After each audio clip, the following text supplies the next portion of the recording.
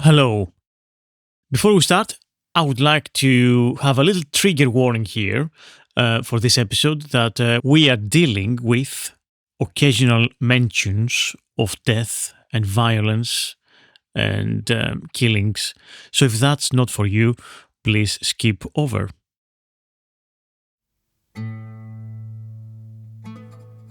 Hello, my curious archaeogastronomers.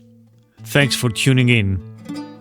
My name is Thom, and this is the Delicious Legacy Podcast. Thanks for tuning in.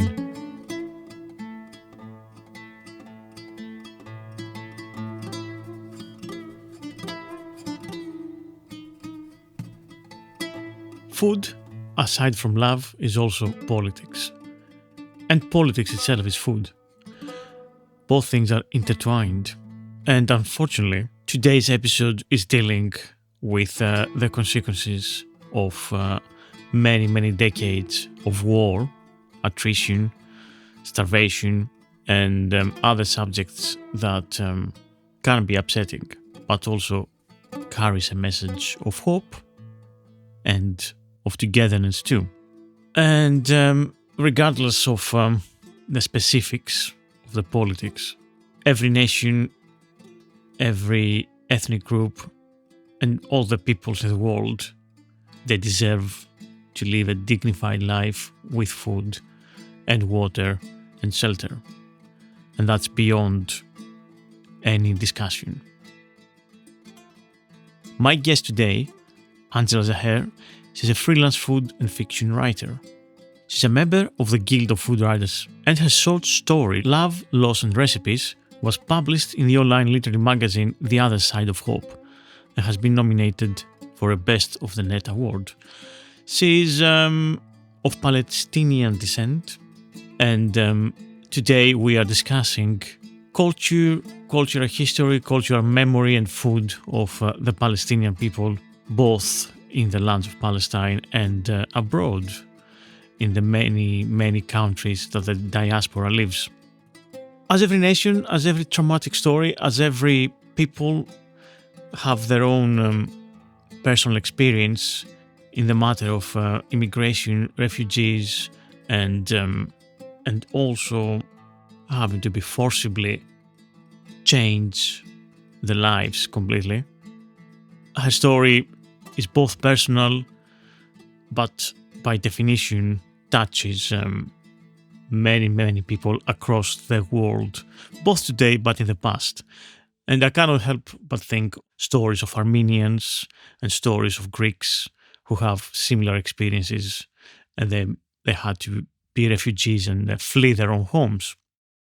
But leaving the politics aside, I hope you enjoy our discussion today and learn something about Palestinian food and their culinary legacy. And let's hope, of course, that the politics will be solved one day sooner rather than later, with an end in violence and the society in general, and a world that is more empathetic and more in tune with sharing food, land, and resources. One last thing before we start. This episode was recorded on the hottest day of the year so far, 1st of July, and initially we were supposed to record it live, face-to-face, but because of train problems, cancellations, and crowds and hot weather, we did it online. And I want to say that the quality of the recording is not that great, but because of the heat and because of open windows and because of noise. So there are some problems, and fans, of course, for cooling down. So there are some problems with the quality, I think, of the recording per se. It's not as good as it usually is. But yeah, we had to record it and we had to release it now. I hope you enjoy. And let me know what you think. Now, off we go to our conversation with Angela. Hi, Angela. Hello. Hi, Thom. Welcome to the Delicious Legacy Podcast. Thank you so much for having me. It's a great privilege. Now, how are you? Really good, pretty hot. It's one of the hottest days in London. And I am in London, so Yes. 30 degrees. So that's pretty unusual for us. It's very unusual. It's going to even go higher later on today, 33 or something. And I should say it's the second day at Wimbledon, which is the area where I live in. So there are droves of tourists coming armed with hopefully lots of water, just leaving the station and filling up the streets around here. Yeah, hopefully I they hope won't all the fade water- out outside your house. Yeah, You have piles of people. I hope not. I hope not. Yeah. So we are here today discussing a little bit about a more serious, I suppose, issue than normally for this podcast, but I don't think we have a choice on that matter. And I would like to talk a little bit about all that's happening today, like for the Palestinian people and Palestinian food and culture and history and heritage. It might also sound a bit controversial to some people, but we cannot really shy away completely and shun these things out of our life. Absolutely not. It's my personal story and my personal perspective on things. So, whereas I speak based on my own personal experience and my knowledge of the situation. And that's exactly why I said right at the beginning, it's a privilege to be here, because for me, it does feel like a great privilege and honor to say the word Palestinian. Every time I say it, I am establishing to myself a bit more who I am and getting closer to my identity, which the word Palestinian, it didn't trip off my tongue at all easily for the first few decades of my life. So Yeah. it's a world of newness for me. Yeah. We'll talk about that a lot more in detail, I hope, in a bit. So, obviously, first of all, let's introduce yourself. Tell us a little bit about yourself, your work, and who are you? Of course. So I'm Angela Zaher. I'm a freelance food writer, though I do write about relationships, lifestyle, parenting. I started my writing career 4 years ago during the pandemic. It all took off basically due to things getting on Zoom, due to the fact that I had finished my legal career about the same time as I had my children. I gave up my career to raise them. And they were about 13 and 11 during the pandemic. And I was starting to think, what next? Before long, they're going to have their wings and they're going to fly off. And I needed something to protect me from that, from the empty nest syndrome. So writing was always a big thing for me. And as a lawyer, I was a wordsmith even then, without necessarily the amount of creativity and personal perspective that I wanted to have. So I took a creative writing course online, which was the first time that Zoom had started. And we were locked down during that time. So it was an incredible privilege, really, an opportunity to every Tuesday evening go up to one of the bedrooms and log on for 2 hours and speak to all these people from different walks of life would come in to my house, and we'd have breakout rooms and discuss what we'd written.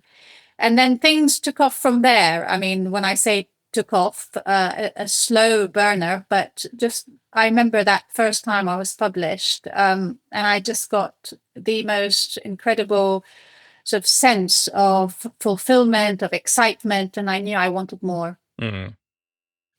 So that's what I've been focusing on, writing. And then through my writing, it has opened up my world to a whole new social circle, and people and food has become an integral part of my life. It always was, but writing about it has brought me so much closer to my identity. I am more or less a different person than who I was 4 years ago, I think, given what's happened in my career and given what's happened with my search for identity. Yeah, that's good. That's great. I think that's something that it's nice to be able to strive and work yourself a little bit differently and see yourself in a different light and find out more about yourself that you weren't aware in a sense before. Absolutely. And it's never too late, and that's one thing I think I should say right from the start. When I first got published, I was 49 years old. And usually I've heard that, people, when they get to their 50s, their life starts sort of getting more limited, more restricted. And for me, it has been quite the opposite. It has opened up, and yeah, brought so much more motivation. In fact, I write about that in particular, about the fact that it's never too late, and how launching yourself into a new career, doing new things is the best form of anti-aging Yeah. cream or technique you could ever look for, in my view. Absolutely. But your writing essentially focuses in food as well, on food, on your relationship with food. Yeah. Completely. On our emotional connection to food, on how the role that nostalgia plays, the way it connects you to a culture, how I've used food to teach my children about their cultural heritage. So it's from that angle of food. I am a home cook, nothing more than a home cook. And I didn't really cook at all until I was in my 30s. All right. So yeah. I'm not an expert on any cuisine or anything other than the food that I cook at home. That's the food of my ancestors, and ties me to people who came before me. Absolutely. So we're talking about Palestinian food. Firstly, would you like to describe a little bit about what is Palestinian food and what are the basic, the raw, the base ingredients of this cuisine? Well, Palestine is a very tiny but incredibly fertile and well-placed land, which is the reason for its success and has made it's so appealing to people to go and live there, is because it's bordered, it lies between the Jordan River and the Mediterranean Sea, benefiting from the best of the Mediterranean sun.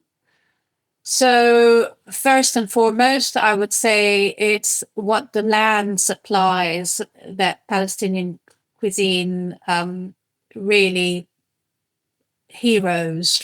The heroes of Palestinian cuisine is what the land provides, and the fruits and the vegetables, the abundance of. It's all about seasonality, the apricots, the peaches, the watermelon, of course, the watermelon. And then, we've got the on the Mediterranean side, and in the areas of Gaza, Haifa, all the coastal cities, the fish, and they're great shepherds as well. So lamb is one of the major meats. But for me, I think what sets it apart as well, these are ingredients which are shared within that whole region, is the pulses and the grains, the wheat, the chickpeas, the lentils. At least 70% of our cuisine is actually vegetarian, but we never really thought of ourselves as excluding meat for any particular reason. It's just what we enjoy and love eating. And we find that there's such an enormous variety in leaves, in the different tomatoes. And so every fruit and every vegetable has several different permutations. Absolutely. So if you close your eyes and you think Palestinian food, it will be pulses, it will be lentils, chickpeas, wheat, grains, and some fresh fruit. Mjaddara, which is a lentil and rice dish. I make that all the time. It's a one-pot dish. Cheap, easy, beautiful to eat, with a big salad. And there you have it. That's your full meal. We never have to count how many plants we go through a week, because we'd be there forever counting, because right from the start of the day till the time we finish, we are going through plants and vegetables and fruits. Yeah. Suppose you have a lentil and rice dish, dress it with lots of extra virgin olive oil, have some olives on the side, like it's a full meal. You don't need much else. exactly. It's Yeah. beautiful. So With tell, olives and wasn't bread. of Sorry, I course, was pickles. Of course, pickles. yes. There are certain things that have to be on the table before you sit at the table. Yeah. I absolutely agree with that. I don't think there should be a table without pickles. So, tell me a little bit about your story, about your family and growing up and all that, because obviously you have your own history behind. So you are Palestinian, but you didn't grow up in Palestine.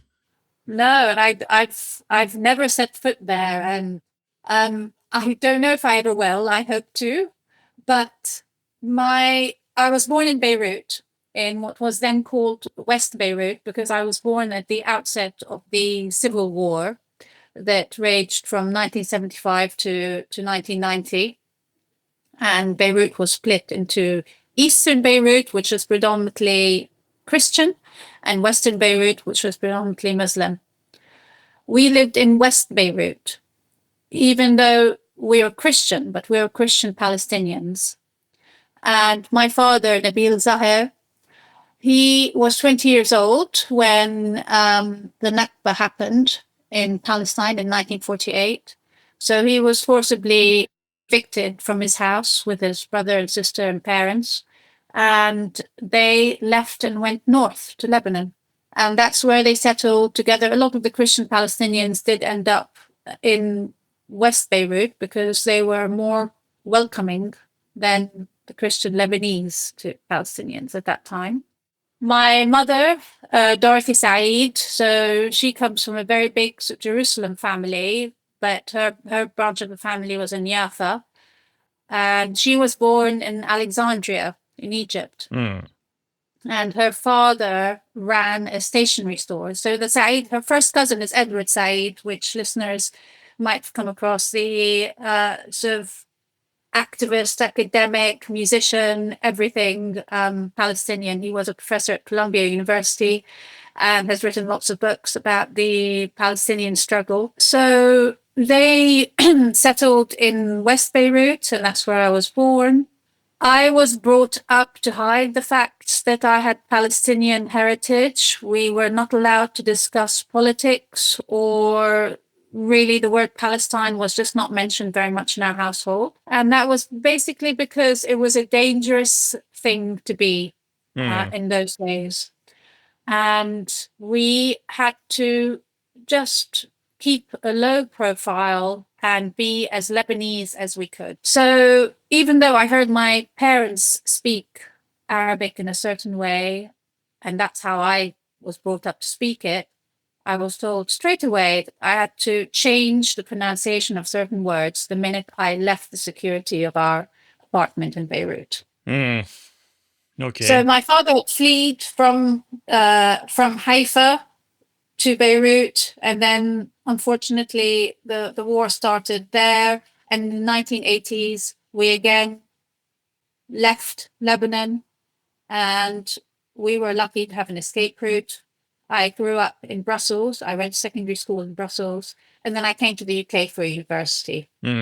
So whereas the first 12 years of my life were in a Palestinian household, though it was covertly so, and I was Lebanese. When I came to Brussels, I had to, in order to fit in, I had to sort of blend in, and that meant losing my Arabness.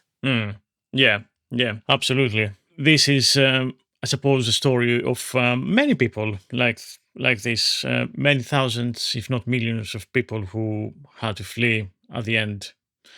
Oh, and the wider region, I suppose, and a lot of people coming to Europe and facing the, I guess, discrimination at best, or Absolutely. racism. It's the story of it's my unique story, but it's the story of every migrant who's had to leave their country of birth under difficult circumstances. Yeah. And it's not, and again, there's a common thread between us. How many of us end up with, in food, because we carry our culinary traditions with us. I didn't even know it. It was subconscious for me.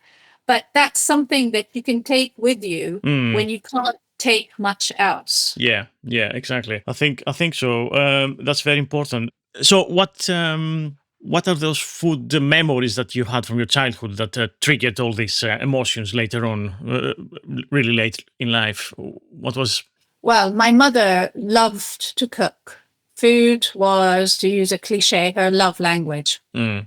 And honestly, our little apartment in Beirut was like Paddington Station. People would come, drop by for coffee in the morning, and they might still be there at lunchtime because she loved more than anything else.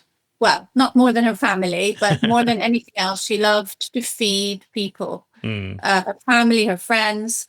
And the sad thing is, I didn't really understand what that meant until quite recently. For me, it was just, I sort of maybe I resented the fact that instead of spending time with me, instead of taking me to the park, she always wanted to be in the kitchen. Too busy to do things because she was busy preparing food for us. But yeah, I've come to appreciate her now that she's passed in a way that I never did while she was alive. And I think it was that really. It's I lost my parents at a pretty young. Well, I mean, when I lost my father, he was 62 and I was 18. And my mother, I was in my 30s. I just had my children. And the worst thing, I think, when you lose people is you live in fear of forgetting. And one way that I've made sure that I never forget either of my parents is through food. I bring my mother alive in the kitchen every day when I make dinner for my family. And that feels like every day when I'm doing that, I'm respecting her legacy and, reinforcing that love and that bond that we had. That's very beautiful to hear. That's really nice. Talking about food, so what did your mother cook? Well, presumably she would cook every day. There's not a single day that went without cooking. What was her go-to dishes? Well, interestingly, my mother had a very checkered childhood as well, and ended up spending a good few years in the US, living in the YWCA for a while, because they were repatriated. They were in Egypt, and because they had American passports, they were taken by boat to New York with a lot of other refugees. And she spent a few years there. So she came back when she met my father. She'd met my father. She was invited to a wedding of one of her cousins. So she went to Lebanon for 2 weeks and ended up staying forever. So the food that my mother used to make was influenced by the fact that she was born in Egypt. Her mother cooked Palestinian food and presumably only Palestinian food. Then she spent a few years in the US and then came to Lebanon, became a young bride. Her mother wasn't with her. So not too much, not too dissimilar to my experience. She learned to cook her own way, informed by these influences. But for example, as well as, the traditional, I've mentioned jadda, but kusa wara, which is stuffed vegetables, stuffed courgette and rolled vine leaves. So that's like one of our celebration meals. It shows how much you value a guest if you make them kusa wara, because you literally have to spend days preparing it and then 5 minutes to eat it all. Yep. She made a lot of my favorite dish was melfouf mehshi, which is another stuffed cabbage rolls. Yeah. Really nice. So that was my favorite food as a 6-year-old. It wasn't McDonald's or the treats were. I came back home and she'd made malfouf mehshi. That was the best. That was like Christmas, But as well as that, she would make American style food. So we were the only household in Beirut that would make these funny pancakes, with maple syrup. It was at the time Aunt Jemima's made. So I remember my brother and sister were much older than me. They were teenagers when I was just a toddler. And they'd bring, like, all their friends would come round when they knew my mum was making pancakes. So they'd never had these things. And then she'd make this funny meatloaf with a boiled egg in the middle as well. Yeah. So suddenly, like all of a sudden, these American things would land on our table. And you think, where is this coming from? So it was a real mishmash. Yeah. But the main thing is it was always produced in very high volume. And it was delicious. Lovely. It was just delicious. Because it was made using all the most incredible produce. Yeah. I mean, the whole area, the whole region there has amazing fresh produce, like the wine and the olive oil and the vines and the olives and the fish and it's just incredible. And the cheeses, the fresh cheeses and everything else. Yeah, which a lot of it we share. I mean, with it's so similar. It's so similar. Yet obviously everything's very distinct, but the similarities are they're unlimited. There's so many, which is a nice thing for me anyway. I believe that we have more in common than we think we do, or the things that are trying to separate us apart. I completely agree. And I mean, it's a similar case with a lot of Greek people. So they left in 1922 their ancestral lands in what is now modern day Turkey. So there was about 1.5 million, 2 million refugees came from modern day Turkey, and these people also experienced, although they were Greek and Christian, they experienced discrimination and racism from the Greeks from mainland in Greece. But they brought their foods. They finally at the end, like a couple of generations later, everything's intermarried together, and you have that cuisine, which is modern Greek cuisine, which is influenced by all this different stuff anyway. Yeah. Well, you're listening to the Delicious Legacy podcast by me, Thom. There's more to come after the break. When you share bread with someone, it is the most intimate. It's such a power for good, I feel, food. If you have an argument with someone, this is one of the things that I'm writing about at the moment, how, cooking a meal for someone can fix a relationship. And I'm talking about personal relationships, but even on the political side, if we agree that actually food can be enjoyed by all of us, it doesn't belong to any one person. But when I have Greek feta, or I have, I pay respect to the fact that it's Greek feta. I'm not claiming it as my own. Talking about like these ingredients and dishes and how we can get identity out of our food.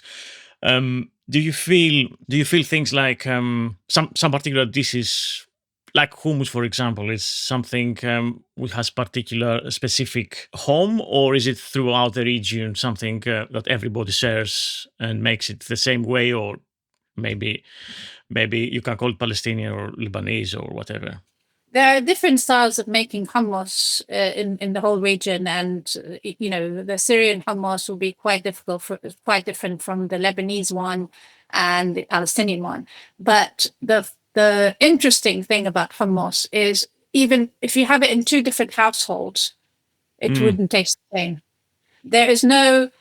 One of the things we're sort of known for is recipes are just very few people use precise measurements when they're cooking, our type of food, Palestinian, Lebanese food. We do it to taste. And you develop your taste based on what your family likes. And it's very interesting, because last night we were eating outside. It was a lovely summer evening, and I'd made hummus. And I said, this hummus, I don't think anyone outside the four of us might like it, because everyone here, for example, is used to the tubs of hummus that are really, they have lots of things wrong with them. But one of the things is the texture is incredibly what people call silky or creamy. Well, that's not the hummus that we like. It's tasty, but I think of that as restaurant hummus. Right. Whereas home hummus for me is coarse. It's because you use a hand blender, and I don't like. It's not silky smooth. I like the coarseness of it. I like how substantial it is. Yeah. And when you dip a carrot stick into it, the hummus would stick on top. It wouldn't run off. And that, by the way, is a completely new thing. I don't know what my parents would make of me eating a carrot stick in hummus, because that was never on our. But I do that now. So hummus it's shared. It's a shared food of all of us in the Levant. I don't know how I feel about that term because I feel like Levant was imposed on us by colonial. It's a colonial term, but Yeah. the Syrian, Jordanian, Palestinian, Lebanese hummus. It's all, made with the same basic ingredients, the chickpeas, which are the hummus, tahini, lemon juice, and then garlic. But I use garlic granules instead of Hmm. crushed garlic. Okay. Again, it's a personal thing and it works. So I have an intolerance to raw garlic and raw onions. Mm. So that's another way that my food is really, I've developed it to suit my taste, Yeah. my family's taste. And obviously that's the way I make it for everyone I offer it to. Yeah. So it's slightly different. Absolutely. Absolutely. Yeah. Talking about colonialism, basically, there is this element of colonialism in food as well. Do you want to expand a little bit about it, how that affects Palestinians even today? Do you mind sharing a little bit about that? No, not at all. I mean, it's so for Lebanon was a French mandate, and obviously Palestine was under British. British rule. So I'd say they left us with a lot of good things, but many sort of bad things because they wanted to, I think the colonial powers wanted to make everyone a lot like them and less Arab, which was seen as less civilized. So when we talk about a dish that's ours, it's also, I find, when you dig into your roots and you're talking about things that mean so much to you, it's still to this day, I feel there are so many boxes that I've closed off that there's so much emotion. And there's also so much lack of knowledge in the sense that I realize more and more how much wasn't talked about. And there are so many questions that I have. Some of the questions that you're asking me now, I wish I knew how my parents would answer them, but there's no way of knowing. So yes, we're talking about the colonial impact on food. Yeah. And I think I don't want to get into too many negatives, but I do at heart, I'm very much aligned to the fact that food is a force that brings us together. It's not divisive. But by saying it's not divisive, it doesn't mean that we're not allowed to call something our own. And you feel that you're silenced because you've said this is Palestinian food, that you're immediately trying to it's that whole culture of cancellation that comes into play. So this is, even with my little voice in food, I still get comments on Instagram saying, don't you think you're being very divisive here by saying that you're promoting Arab women in food? And my response to that is, why shouldn't Arab women why shouldn't we have a spotlight shone on us? Yeah.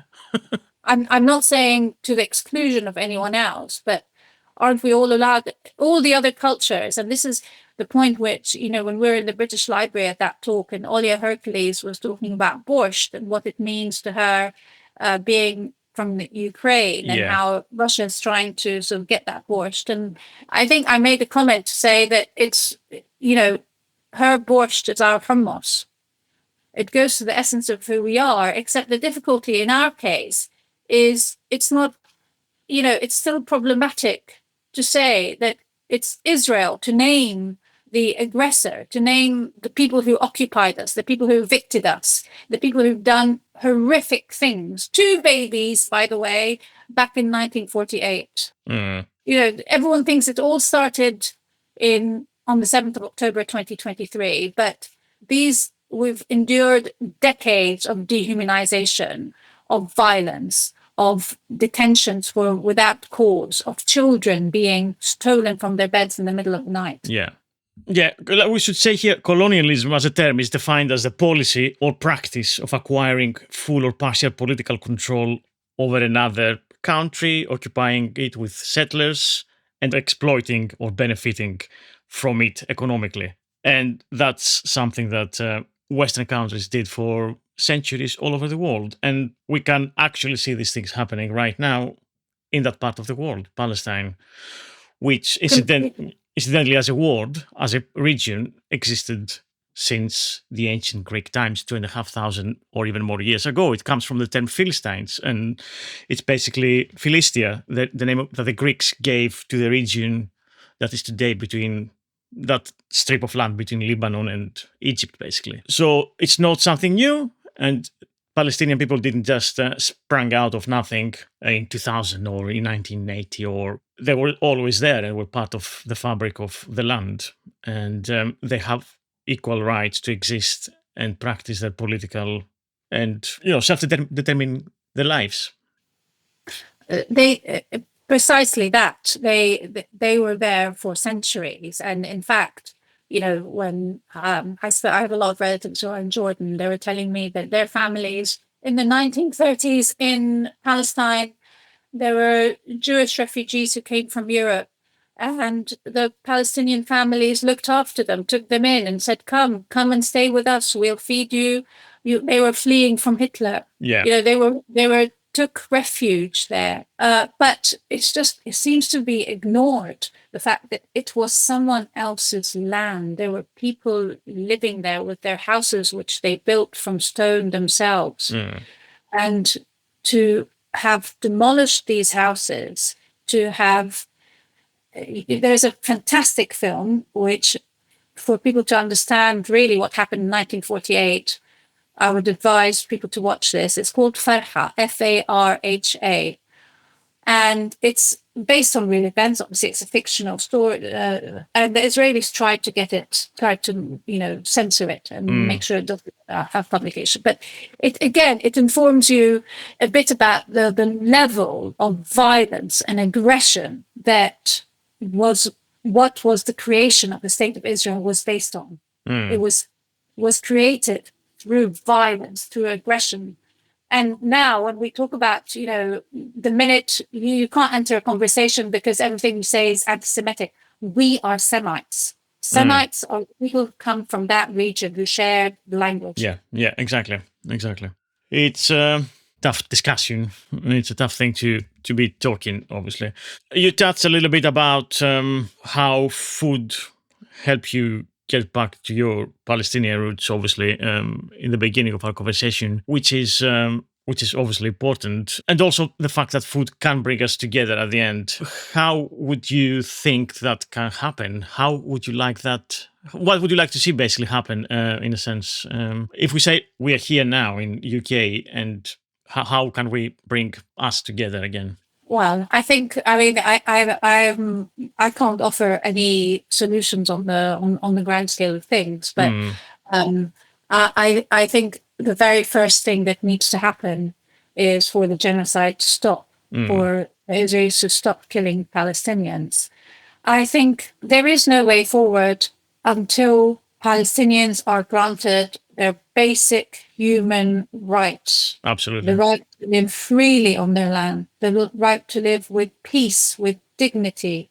They have been caged like animals for the past few decades. They're not autonomous. They cannot live off the land that they're living off, because Israel has wiped out olive trees, wiped out orchards. There's nothing for them to make a living on. Yeah. They've, the settlements, all the illegal settlements. So they have to be given back their basic human rights. Absolutely. And that's part of the, obviously, if you have the land, if you have your olive groves, your animals, and you can feed yourself, and then, you have your basic dignity. You have your basic, and at the moment when we're speaking, Thom, it's starvation, intentional starvation. And, a few nights ago, even here on ITV News, we saw babies in a hospital who will not survive the night because Yeah. they're wasting away because there's no more baby formula. It was 48 hours supply. But this starvation is, again, not new. I mean, for years, Israel has restricted the supply. Can you imagine Palestinians who can't afford to buy olive oil? Yeah. Yeah. They can't use some of their, so that again is stripping them of every little thing that they hold, the whole dehumanization that goes on. Stone fruit has not been allowed in to West Bank and Gaza since February 2023, on the basis that the stones could be used as weapons. So they've not had, all these things that I'm talking about, this beautiful, abundant landscape, what the land produces, that has not been provided to Palestinians. They've not even been able to eat an apple. And, in the early days, I think BBC were fantastic, but the food program, Gaza Under Siege, really sort of highlighted and said some things which I'm sure British listeners had no idea about. And they still really, there's so much that's kept in the dark. The fact that the Israelis have built roads to the West Bank that Palestinians are not allowed to walk on. Yeah. Because they have to use, even this weekend, I saw a film called A State of Passion, based on a British Palestinian medic, Dr. Ghassan Abu Sitta, his time in Gaza hospitals. And one of the things that he talks about is how at the crossings, they've blown up all the roads at the crossings, and there are sort of craters, so that it takes actually at the crossing, it takes 5 hours for people, they have to cross by foot. Mm-hmm. 5 hours, and the snipers are all around them, and there are dead corpses littered on this road, so that the people crossing see, what can happen if they don't listen to what's being told. So the IDF have snipers and voice and face recognition weapons, and they might, with their haut-parleur, with their speaker, say, "That man, you there, no, the one next to you, let go of the hand of that child you're holding and come over." And then you see them just stripped with their trousers around the men, with their trousers around their feet, and marched and then shot in the back. I mean, these are the things that are happening now. That's why when we talk about, colonialism as something that is, we're talking about what happened, hundreds of years ago. This is just happening now, today. Yeah. That's why I feel it's really urgent that people know and exert pressure on our government to do something, they're very good at taking quick and decisive action against rock bands who play in Glastonbury and say "Free Palestine," and they say that's unacceptable. But then nothing about the atrocities are being committed right now. Yeah. In Gaza. Absolutely. And we're verging away from food quite a bit here. Yeah, no worries. For anything to go forward, we need to stop this oppressive regime. We need to give Palestinians their human rights, their basic human rights. Yeah, absolutely. Not to live in curfew, not to live under a curfew, not to have to rely on Israel for their economic. Palestinians can't make a living based on what they don't even have enough water. So the average Palestinian gets a third of the water allocation of an Israeli. On what land is that fair? And how can they still use the word democracy? Yeah, there's absolutely this has been happening for many decades, and it's been consistently ignored. But what's good now is that the conversation is happening, and no one is like, I was so scared before speaking out for the consequences. And I know there are consequences. There are real consequences for everyone, for journalists, for everyone who sticks their head above the parapet. Because their whole Israel's existence has depended on this carefully constructed web of lies. So the fact that it's slowly being disentangled is really, they feel everyone's a threat. Yeah. You're listening to the Delicious Legacy podcast by me, Thom. There's more to come after the break. Yeah, so what would you have as your top 5 Palestinian dishes that you think that the things that people they should know? Sure, well, funnily enough, so there are things like Musakhan, which is this like a flatbread with chicken, onions, and like large quantities of sumac, which is this beautiful spice, very lemony in color and red. And it's eaten with your hands. You've got the bread that is the chicken is cooked on has soaked up all the juices. Musakhan is a very, very popular dish. It sort of defines Palestinian cuisine. Mensaf is another slow roasted lamb. So big chunks of meat that are roasted, for a long time on spit. And it's eaten with something called jamid. Jamid is a very acquired taste, which I don't think I've really acquired it yet. Tell me what It's it is. very jamid is a dairy dried, dried yogurt. It's the way people used to preserve, pickling, preserving. So this is a dairy dried, and then to bring it alive, you mix it with water or, tahini or whatever. And it was meant to, you eat it in winter to keep your nourishment. It's really heavy. Yeah. So interestingly, in Palestinian cuisine, it's levan jamid, so it's eaten as a sort of a yogurt with mensaf. In Lebanon, they don't call it jamid. The way this powder, because it comes as a powder, the way it exists is so one of our, again, this is shared Palestinian Lebanese. Manoushi is a flatbread. It's a breakfast staple. It's a flatbread topped with za'atar. So this is a manoushi, and the other topping, instead of za'atar, you use something called kishik. So kishik is this powdered jamid mix. And again, it's got a very strong flavor. So those are, and then there's maftoul, which is, it's like little balls of semolina, which when I say we, it's Lebanon, we call moghrabiye. And they're little balls. I think sometimes it's, the way to understand it, they look like couscous. But it's balls of semolina. And the way you cook that, the way you cook moghrabiye, which I do a lot, is it soaks up, you boil it in chicken stock. And it soaks up all the stock, and then you mix with it the chicken, the chickpeas, the hummus. It's a hefty dish. Yeah. It's a hefty winter dish.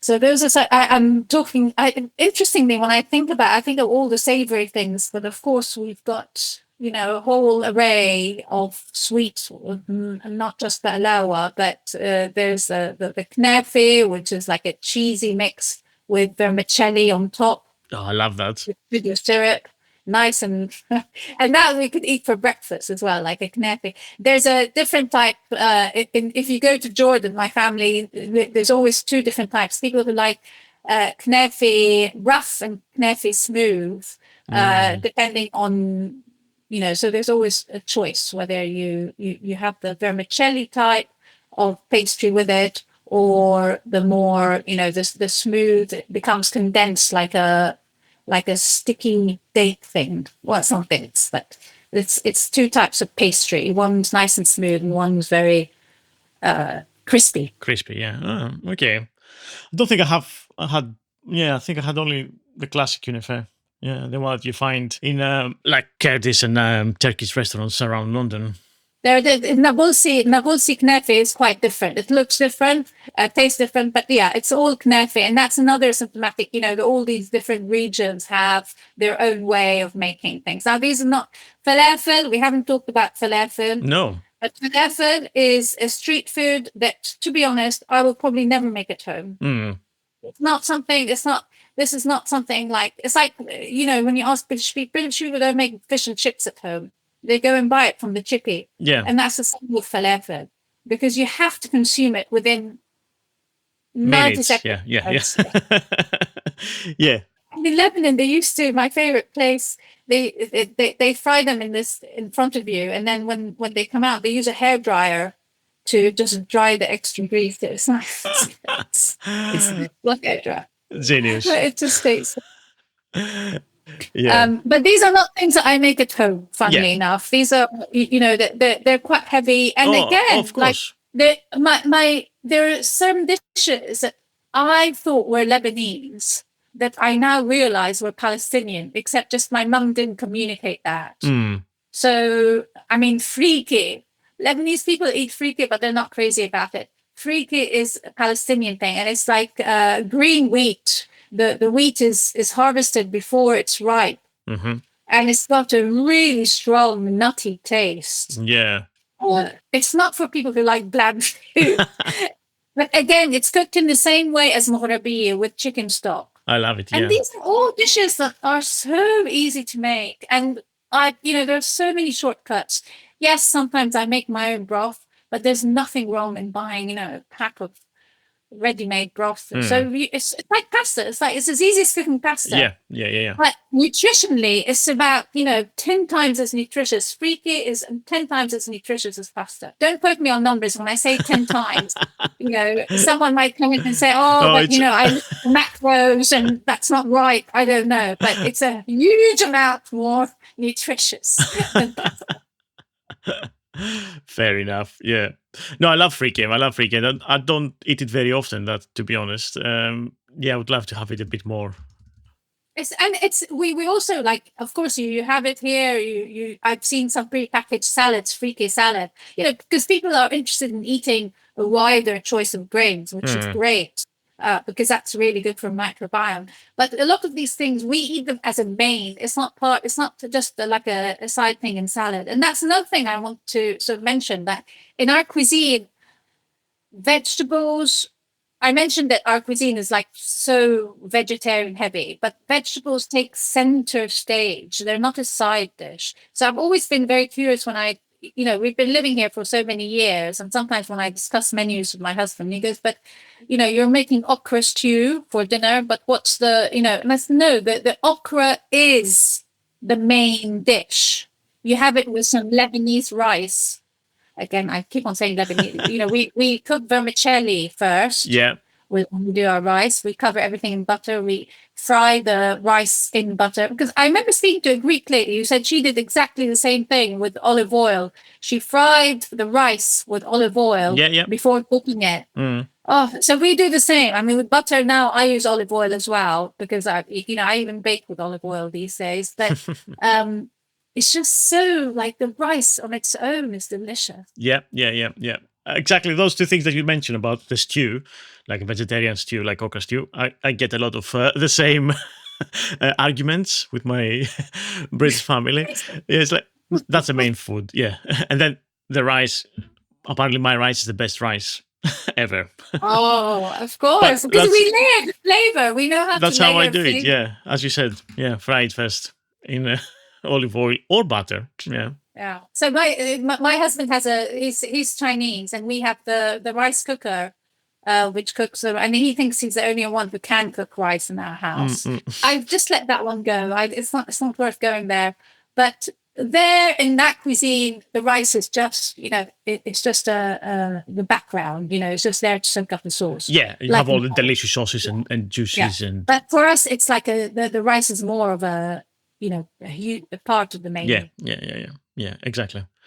Absolutely. And in fact, one of the main celebrations, so no celebration table. I make at Christmas, and I do it all over the year, but hashwe is our version of biryani. So again, it's everything cooked in one pot, but you start off with the minced meat, and then you add the rice, and then you add the spices, the 7 spices. The 7 spices is one of my sort of go-to blends.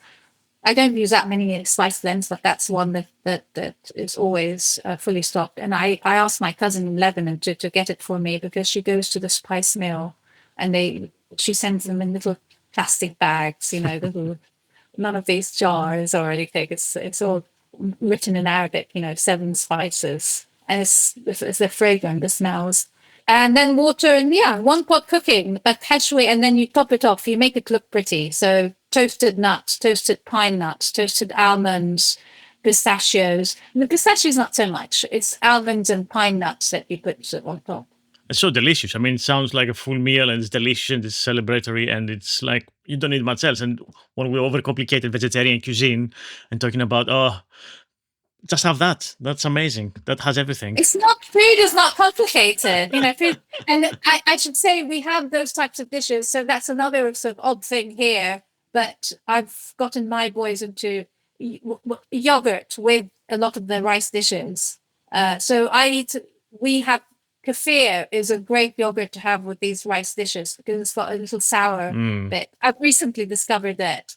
I think it works better for me than Greek yogurt as an accompaniment for these rice dishes. Yeah, absolutely. Yeah, so nice. And then the desserts. Tell me about other desserts, like, apart from Knafeh or Knafeh. Apart from Knafeh, so desserts, again, a lot of them are quite sort of labor intensive. So some of the stuff that I make has been sort of a tribute to certain desserts rather than the dessert itself.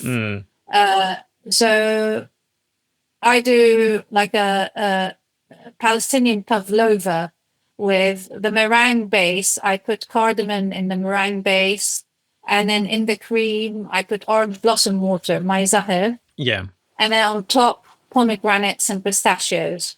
So when you look at it, it looks like a very Arabic type dessert, like a imali, and there are some Arabic desserts that are very, it looks like it, but it is pavlova with these flavors. But we like milk puddings, for example, halabi, which is, again, it's very easy to make.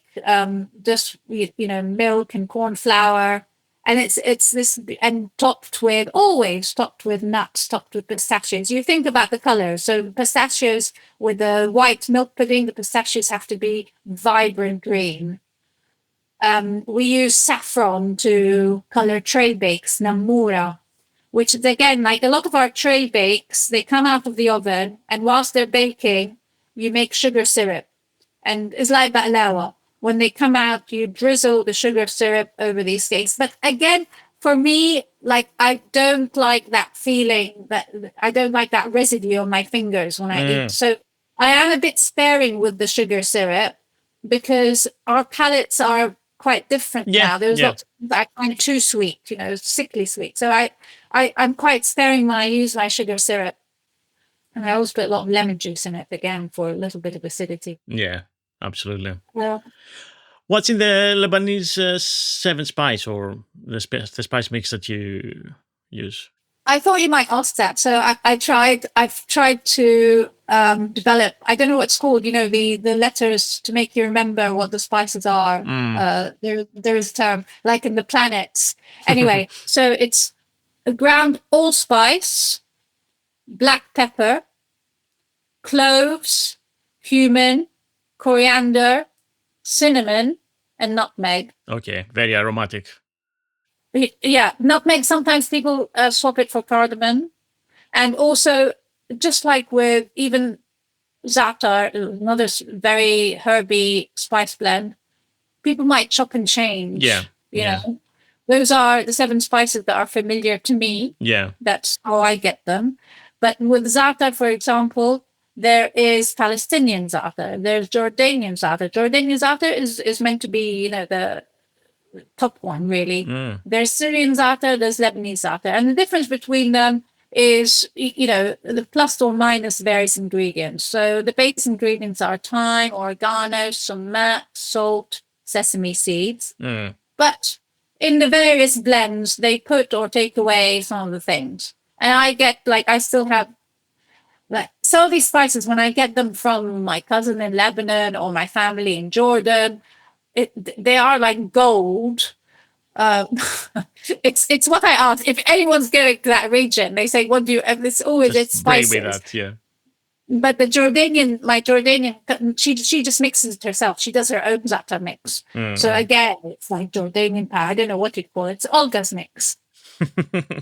Brilliant. Thank you for that. If we want to talk about a bit about other Palestinian food writers and things that we can actually bring it to light, are there any Palestinian books that you would recommend, like food books, cooking books, recipe books that we can tell people to get? Absolutely. I mean, it's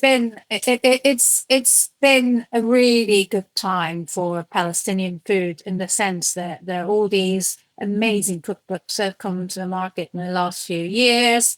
And yeah, where I started from, every time we say the word Palestinian, I think we're getting closer to giving Palestinians the right to live because they deserve life. So the cookbooks that during the pandemic, a friend sent me Falastin, which is by Sami, Tamimi, and Tara Wigley. It's one of those cookbooks that you cook and you read. Like, it's so much more than just a cookbook because it shines the spotlight on various Palestinian people doing amazing thing in the region and in the diaspora. You know, there's a bit about a lady who's got a seed library, who's trying to revive various fruit and veg that is no longer there, that her grandparents used to enjoy in Palestine. Wow, it looks massive.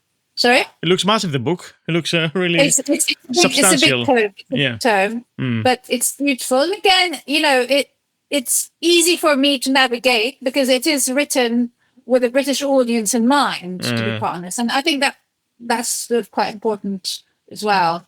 I've got my other, this is a more recent one, which is Fadi Kattan's Bethlehem. Fadi Kattan is the chef, restaurateur, owner of Akub in London, and he's got a restaurant in Bethlehem called Fadi, and has recently opened one in Toronto called Louf. So Akub and Louf are both named after sort of herbs that are used in Palestinian cuisine that are little known, because I think Fadi is trying to say that our cuisine is much more than hummus and shawarma. And so calling his restaurants things like Akub and Louf, it opens the conversation. So Bethlehem, I think, is another, it says on top here, a celebration of Palestinian food. And it's about his region and his beloved sort of city. Again, the other book I really like, Yasmin Khan, Zaitoun. She, took recipes and stories from the Palestinian kitchen. And this is, again, it's Yasmin is Irani, Boustany, I believe. So it's not, food is something that belongs to all of us. It can be enjoyed by all of us. Yeah. So I don't have this thing that only Palestinians can write about Palestinian food. And then the other ones that I've been reading, again, I enjoy reading them as well as cooking from them, is this lady, Joudie Kalla, who's written Palestine on a Plate and Baladi, both lovely books, which I have used more recipe books than my mum ever did, because I'm new to a lot of this cuisine. So I've got 5 here, 5 beautiful Palestinian cookbooks. Fantastic. And we could add also that Sami Tamimi also has a new book right now, right? Yeah, Boustany, which is more like Palestinian festivals. Absolutely, yes. Boustan is a garden. That looks like a beautiful book as well. Yeah, my grandmother used to use the word Boustany for her garden. Yeah. I wanted to add about one more sweet, because I don't think I did sweets enough justice during our conversation. But Maamoul is something that I make a lot here. And they're semolina cookies with stuffing, either nuts or dates. And again, you make each one individually, which is why they're a labor of love. And I think what's special about Maamoul is, so my memories of my mum making them in Lebanon, she used to make like kilos and kilos around Easter time. It's an Easter celebration cookie. And she never did it by herself. She had a group of like 5 best friends. Oh, wow. And they all would go to each other's houses. Like they take out their diaries on their coffee mornings and they'd write, Monday is Dorothy's day. We're all going to Dorothy. Tuesday, we're going to Nadia's. Wednesday, we're going to Blanche. And they'd spend this week making cookies, and during Lent, I think, the few weeks before. And I used to just love watching these ladies work. And I remember I'd wake up that morning and pretend I had a stomach ache so that I wouldn't be sent to school, because it was always during the week, because they do it when the kids are out of the way, Yeah. And I just want to sit and watch them work. And you make each cookie and you decorate it. And the only ones I make now here are the ones with dates, because we really love the date ones. And they're shaped they're like ring donut in shape. But the idea that's symbolic, it's meant to be like Christ's crown of thorns. That's how So I make these now with my kids here. They've never, born here. They've been to Lebanon, but they don't know. But it's the process of making this food and how therapeutic it is. Very tactile. Everything's done with your hands. And we made them in sort of sizable batches, and I put them in the freezer here so that we have them, during the year. But you're meant, because it's so, you know, in labor intensive, you make it in a large volume so that you don't have to make loads of it. But the reason I specifically wanted to mention these cookies are they're a very good example of how, the differences between Christian Palestinian and Muslim Palestinian cuisine. So even though I said the cookies are Easter cookies meant to resemble crown of thorns, but they're very much a Muslim tradition as well, made during iftar, for an iftar meal during Ramadan. And again, it's the differences in the Christian Muslim cuisines are, have a lot of similarities. The main difference, the Christians, drink alcohol, the Muslims don't. But in terms of celebratory meals, it's interesting how food has been adopted. If it tastes good, it's adopted by people of all religions. And the other thing was this bread, this sweet mastic bread that we used to have in communion in church called urban. Oh, right. And I've loved that. It was one of my favorite things to eat. And initially it was only in churches during, communion, but pretty quickly everyone caught it on that this tastes pretty good and people like. So it was available in bakeries everywhere, and you didn't have to go to communion to eat them. But I found it very difficult getting it here. It's not one of those, because it's a bit more sort of secular, I couldn't find it in bakeries and things here. So again, during the pandemic, I thought I'm going to have a go at making gurban. And I've been practicing getting the dough right, because some of the recipes on the internet were very sort of American based and not as reliable as it hoped. So, yeah, I love mastica. Mastica again. This oh my god, mastica is so beautiful. Yeah, definitely. You should. Do you have? Can you get it here easily? Do you have people that you can get it from? So again, there's in Edgware Road Station, there's a Nuts About Nuts, where I get all my roasted nuts. Nice. Really delicious, by the way. I buy from him. I think you call them tiers of Chios. They're like crystals in tiny little sachets, like for £1 each. Yeah. I use a couple of sachets for and I pound them in the pestle, or I pound them, but I get my son to do it because they quite like it. Yeah. It's amazing. Yeah. So such a unique fragrance and taste. Yeah. It's beautiful. In fact, it was only in Greece that I tried a few years ago, the mastica liqueur, which is lovely. Yeah. That really was a beautiful digestive. Yeah, especially... I've never had mastica as a liqueur before. Any excuse.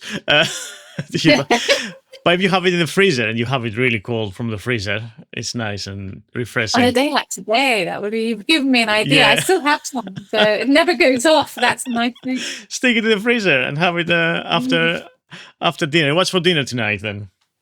So I'm going to have a big lunch at Cookbooks today. So I might be getting a little doggy bath. Yeah. But dinner, I made a massive tabbouleh last night. So dinner is going to be nice and light. But when we were having it, my son, who's into really eating lots of protein, he said, wouldn't prawns be a good idea with tabbouleh? Initially, I thought, oh my goodness, I can, this is turning your graves type conversation. But I thought about it, and I think it's going to work really beautifully. I think why not? Prawns with that parsley and the lemon and the bulgur. So we're going to have a go at that, because tabbouleh is another one of those things. I made a huge pot last night, but I know it's going to taste better tonight. Yeah, I think so. The flavors have had time to mingle. Yeah. Do you use a lot of herbs like parsley and mint? Anything else? Huge amount. Actually, I don't put any mint in my tabbouleh, but for when I'm making tabbouleh, I can't buy parsley from the supermarkets, because how they sell like a garnish. I need about 10 packs of those things. Yeah. So I go to, in fact, I did buy it. I bought it from, there's an Iranian supermarket off the A3 where you get big bunches. Or Morrison's sells, I think Morrison's has caught on to the fact that a lot of the shoppers do more parsley than they provide. So they've got nice kilo bunches. Yeah. So you use parsley, lemon, olive oil? Yeah. So in the dressing, that's another one. In the dressing, I make it in the jar. So it's olive oil, lemon juice, pomegranate molasses. Yeah. And then, I don't know, brace yourselves here, a little bit of soya sauce. It's beautiful. It's beautiful for that savory umami. Yeah. It just works a lot better.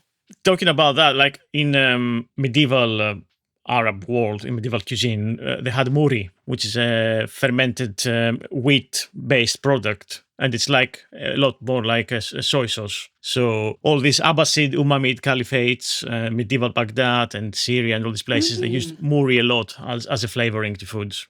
So yeah, I had a couple of episodes about medieval Arab cuisine, and muri is a main ingredient in a lot of dishes. Oh. So it's a very soy sauce type of thing. Umami, salty, dark, fermented. Why not? If it works, why try it? I think I said, this whole idea of traditional meant to mean, when people say, oh, that's not traditional. Well, it's fine. It's okay to be not traditional. I mean, the whole, innovation, creativity is what the kitchen is all about. Yeah, exactly. It has to taste good. Yeah. And also, it's funny because like it's very similar to what people ate 1,000 years ago in the region. So you kind of going around and you closing the circle basically. Yeah, exactly. And again, it's another good example, and it underlies our discussion about how food can unite people. Why not use soy? It's not that soy sauce is Chinese ingredients only can be only used for Chinese cooking. Well, see how beautifully it works, in other cuisines. And I think we need to do a bit more of that. Absolutely. Angela, thank you so much for coming and talking to me about Palestinian culture. It's been a wonderful conversation, some emotional bits, but with food, it's just such a great connector, I think. And everyone eats and everyone can relate to a good meal, the joys of sharing a meal together. Yeah, absolutely. I'm into that. Thank you. Okay, thank you very much, Thom. Thanks for listening. And thanks to my guest today, Angela Zaher. And many, many thanks, especially because she told us her own personal story as well. Oh, and I will leave on the show notes the books that Angela recommended for further reading about Palestinian food. And her whole family experience of Alexandria in Egypt, Palestine, Greece, Turkey, Jordan, Lebanon, just remind me that all the people in the area fairly recently had some sort of traumatic experience and lived through wars that tore communities apart. So many thanks to Angela for her insights. I know it's not a light subject, but I think it's an important one to deal with. And I'm looking forward to your comments and thoughts and take this discussion even further. Remember, you can support the podcast on Ko-Fi, so ko-fi.com/The Delicious Legacy Podcast, one word, where you can leave £5 a month. You can do one-time donations from £5 a month or do a monthly subscription. And you can also find me on Patreon. So if you go to patreon.com/The Delicious Legacy, you can support the podcast and help with the costs from $3 a month, which is less than the price of a cup of coffee. I've been Thomas Dinas. Thanks for listening. And this was the Delicious Legacy Podcast. Love you lots. See you again next week for another archaeogastronomical adventure. Stay safe, stay hungry, stay curious. Bye.